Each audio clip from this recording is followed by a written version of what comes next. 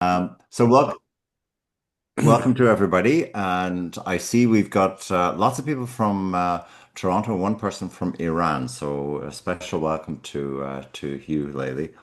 Um, I first of all, thank you, Arun and Elena, for a very professional introduction. We're going to be way less professional than that. So, actually, no, we're going to be way less formal.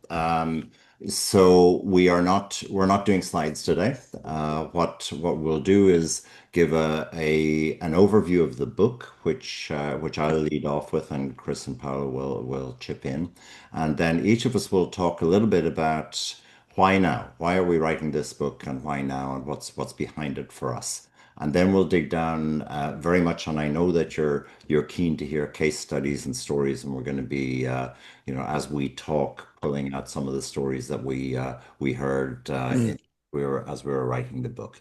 And then lots of time for questions, thoughts, comments, especially whether you've read the book or not. We're very interested in any perspectives you've got.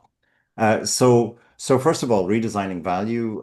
As you'll see, just beneath the title it's a practical manifesto, and we call it that because it's our belief that designers and organizations, and that mean, when we talk about organizations, we're talking about business organizations and government organizations, but we believe they're capable of achieving great things together, and that by that we mean, excuse me, value that doesn't just meet customer or user needs, although that is what it does, and is also financially viable, but also addresses the massive social and environmental challenges that we're facing. However, too often organizations and designers fall short of this ideal. And so we then set about a couple of years ago interviewing a whole bunch of designers and managers. We interviewed over 100 of them to sort of explore this idea of why don't things really match up to to the ideal of what we could have. And from those interviews, we identified six double binds, which we would define as conflicting demands or expectations of design. I'm going to hand off for a second to Chris, who I think had a few comments on double binds, and we can just bring that in here, Chris. Yeah, I saw Gordon Ross yesterday. I don't know if you guys know Gordon Ross, who runs Open Road in Vancouver, a big service design consultancy. And he had read the first chapter and he said, who's the Bateson fan? Because is the one who came up with double binds.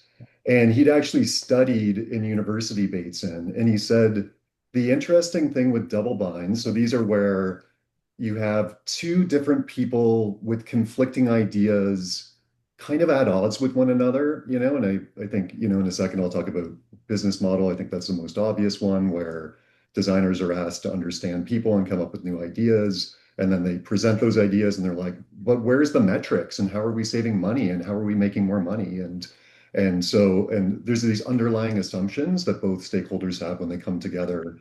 And the challenge, what Gord said, and I wish we had talked to him before and added this to the book, but he said that the way to actually deal with the double bind isn't by trying to argue the merits of the individual's positions, it's by zooming back. It's by zooming out and actually understanding the phenomena and saying, hey, it sounds like your underlying way of, proving something's true, what you really think is important here are these KPIs, and and what I'm really thinking about is really understanding context and people and how they behave and coming up with new ideas and new principles. And we're taking different approaches. We have different practices. We've been trained differently. And and so it's not about like we can't easily make these things work together because they're different disciplines or different practices. So I think it's interesting that and I think part of the conceit or the idea with the book is actually by talking about these double binds and by giving stories and examples and trying to describe the phenomena, we're hopeful that designers can actually have those kinds of conversations and say, hey, like it seems like we're at odds here, and I think there's a reason that's happening. And rather than trying to add a bunch of KPIs that aren't useful to your process or trying to, make yourself look like an accountant when you're really a designer, um, like I think that actually being able to zoom out a bit and saying and talk about these phenomena in ways that are productive and helpful is a major contribution that we hope that this book does. So, and I'll quickly just add, he also talked about this idea of epistemic injustice. I don't know if any of you are familiar with this. This is a science and technology studies idea, and it comes from a feminist scholar who talked about the idea of how different groups' opinions can be looked down on. And the example they give is women in the workplace being harassed. And that up until quite recently, when a woman described her experience of feeling harassment and there wasn't good language to talk about it, there wasn't the ability to really describe the phenomena that was going on. So up until really like I think the women's rights movement in the 60s and 70s, and then much more recently, where like policies and standards and we have language now to talk about these things. We kind of have a way to describe it. A woman would go to their manager and describe some phenomenon, it would be easy to undermine it. So I think there's these, again, being able to have the language to describe what's going on, being able to describe the phenomena in a way that's helpful and useful, we're hopeful that's a major contribution of the book here. It just makes you more able to have terminology and distinctions and language to talk about these things and to recognize when they're coming. Great. Thanks, Chris. So yeah, today we will focus more, but not exclusively, on the business model bind. But I want to, for those of you who haven't had a chance to read the book yet, I want to just mention all of the double binds that we discuss in the book, and then as I said, we in advance we talked to Arun about which one should we focus on, and we've selected business model.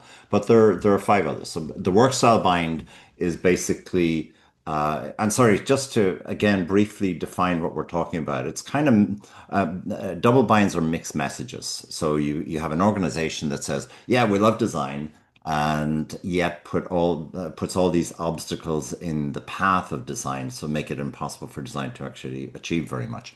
So one of those is the work style bind, so that as you know, designers have got this kind of unique way of working, which is often countercultural in organizations, and in effect, the design work style is not supported in many small ways, from design or availability of rooms to the attitude of people in meetings, etc., etc. The risk bind, then, it's not that designers like taking risks, although they may be more open to risks than organizations, but organizations tend to be tied to the status quo, whether the status quo makes sense or not, and whether often the biggest risk is actually not doing anything. And the role of design, by definition, is to create change. So that can create some challenges. The silo bind is that, and I'm sure you're all familiar with the impact of silos in your lives, and silos, and also the silo mentality that goes with them, the sort of divisions that arise because of silos. They obstruct design because design is inherently a cross-functional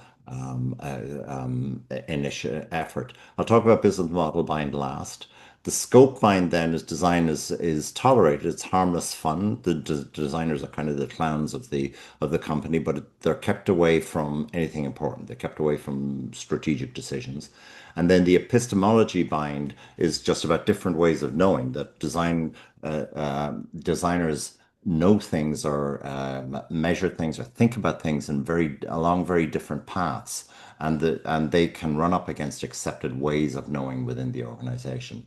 And then the business model bind that we'll focus a bit on is that designers, they maybe come out of design school, or they enter the design profession with the idea that they want to create value for users and for society.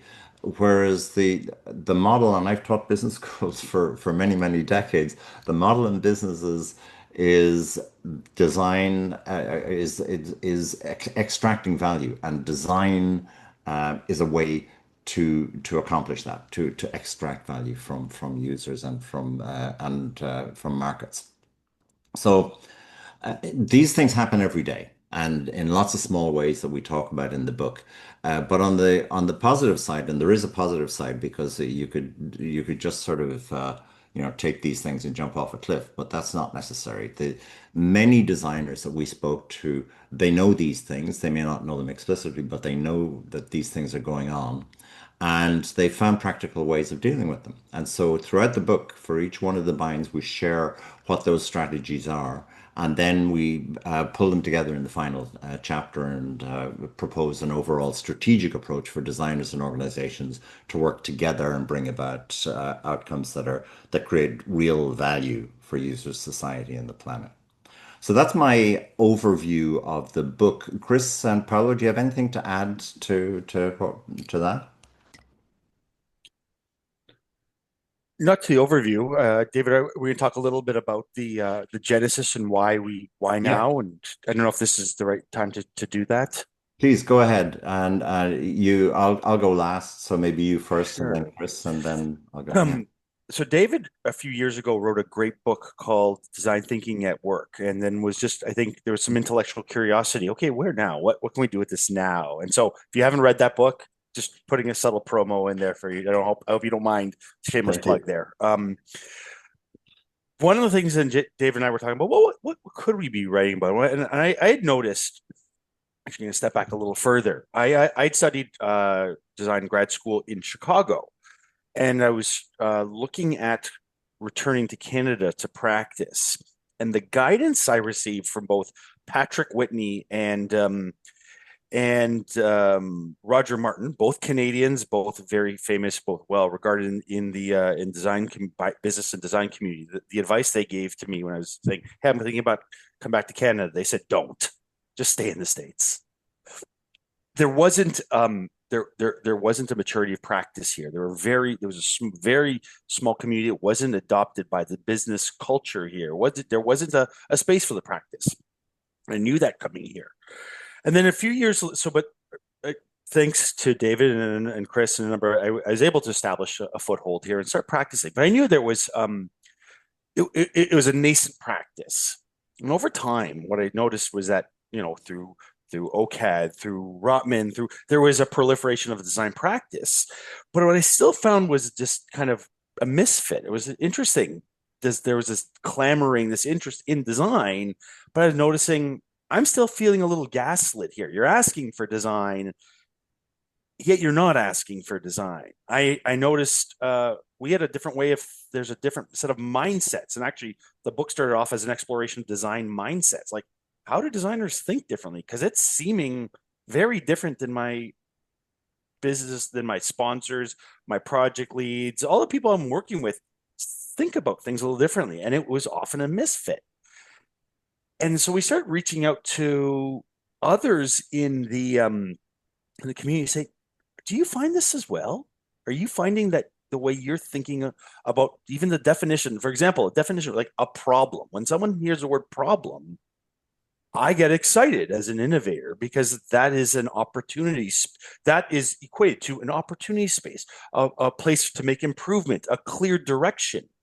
That word problem is, has very, very different contextual meaning for a business lead. Um, Minor things like that, or just the openness of exploring the problem. Very, very different attitudes and mindsets about being user centric. All these things that we take for granted, it was like, that's not the same over there. And so this led to some, intellectual curiosity about, how do we think about differently? And then what we found as we were doing that intellectual curiosity is that it wasn't just a matter of um, we're thinking differently, but there becomes it started to be structural. It became a challenge. We started discovering, wow, all designers are finding themselves gaslit, finding themselves held back in companies and organizations that profess desire for design to help drive innovation, and but that's not how they were experiencing their day to day. So also felt a little like, a little crazy, but also, and then without conversation about it, it was like, I'm not, I'm feeling a little alone with this. So this was a great way for us to start, for me to start saying, I'm like, hey, I'm not the only one experiencing this, and I'm hearing this message from others. There may be something here, some guidance that I can then take from hearing about from other people who've wandered through these binds before and figured this out, or have made way made had headway, and how to talk to a business person when you have a different mindset and you have a different you've experienced this in different ways. So it was a bit of it was a bit of a way for me to understand that even as a lone designer in many of the organizations, my I'm not crazy for what I'm feeling. Chris, how about you? Yeah, I mean, echoing some of the ideas from Paolo, I mean, I felt when I started a studio in 2004. And when I started practicing design, it felt like a kind of a cool, revolutionary thing that could help nudge the world in the right direction. Bruce Mao had just come out with Massive Change, talking about how design could, change society. Technology companies were, the internet was still kind of felt owned by citizens. It felt like technology and design was a way in which we could empower people and provide creative solutions to the kinds of things that we were working on. And I just felt like looking around in the ecosystem around even Toronto and around in Europe and North America, there were all these cool firms just popping up, and they would make me nervous because they'd have some cool angle that they were doing, and I'd be like, "Oh man, they're doing this cool thing," and it felt like this interesting, engaging thing. There was lots of like, you know, uh, ethnography going on, social scientists coming up with ideas, really creative, fantastic designers coming up with beautiful designs, and as and I will say what Paolo said is it was hard. It was really hard to get work, but it kind of felt like we were the outsiders and the rebels who kind of our own cause. And as I saw design become more prominent and get adopted, I saw a couple of things happen. One is um, people, we were talking about this after the book launch of Rotman, like it felt like people became really miserable, as opposed to designers having fun and feeling creative and it being like this, again, like a gang of rebels that are doing interesting work. It felt like everyone was just complaining about like they had jobs in banks, sure, but they're like, my life sucks. Or they had jobs in government and they're like, it's terrible. I'm constantly getting squeezed. So I felt like the joy and the kind of sense of community got taken out of it. Um, and on the other hand, I saw designers kind of turning into accountants and having all these stage gates and quantifying everything and really design going away from this kind of rich contextual way of understanding people and a real craft that was driven by practice and people really spending time getting good at making things to a kind of a formula, and I think they were doing this for good reasons. They wanted to make their practice legible and legitimate within a traditional organizational structure. But they did that at the expense of kind of squeezing, I think, what was great about it out of it. It recently saw this great quote that Barack Obama was saying, and he was recalling Martin Luther King Jr. And Martin Luther King Jr. said, the arc of history is long, but it bends towards justice. And Obama was adding, he's like, it bends towards justice because people bend it. This isn't just some natural occurring phenomena. And I kind of felt like we were the people saying like, hey, no, trying to talk about the youth, talk about societal impacts, trying to make things be better. And I felt like some of that spark was taken away and out of the practice. So that's really what motivated me to engage in this, what turned out to be a very long and arduous process. Great. Thanks, Chris, and thanks, Paolo. Meanwhile, while all that was going on, I was being a business professor. I had a corporate career in marketing before I became a business professor. And in the early 2000s, I started to take notice of what businesses were doing with design. I thought that's kind of cool. And I was at Rotman, and so we had Bruce Mao come and speak, and we had Tim Brown, and we had a whole speaker series around this, led by Roger Martin.